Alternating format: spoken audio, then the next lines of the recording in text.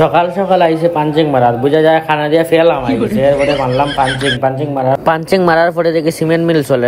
Hello guys, আমি বিশাল আর এটা আমার বালের ব্লগ।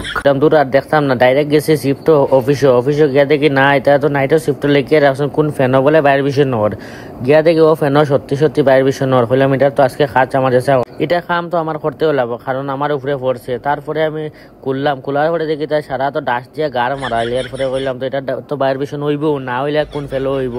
তারপরে দেখো না ফুটিন অত বেশি তা খোয়ার মতো না, ইনপেলার পুরা জাম বাঁধার সুদ গেলা আমি ঘুরাইতে ফেলে ঘুরেও না। তারপরে পরিষ্কার করার লিগে মানুষের রাখলাম, এরপরে তারা ইয়া পরিষ্কার করে। এরপরে আমার যাইতে লাগে একটু সিমেন্ট মিল বলে কিতা বলে মোবিল না ফেল লিক ওর পরে সত্যি গিয়া দেখলাম ওই মোবিল লিক করে। আমি তো জানি গুরু ওয়েলসের খারাপ, এর কইলাম এটা ওয়েলসের খারাপ চলতে। এরপরে গেলাম স্টোরে গিয়ে একটু আরাম করি।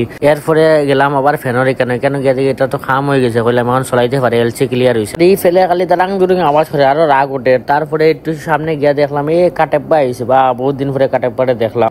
আর তোমরা আর কি বাল দেখো, ভিডিও শেষ পুষাইলে লাইক শেয়ার ফলো করিও।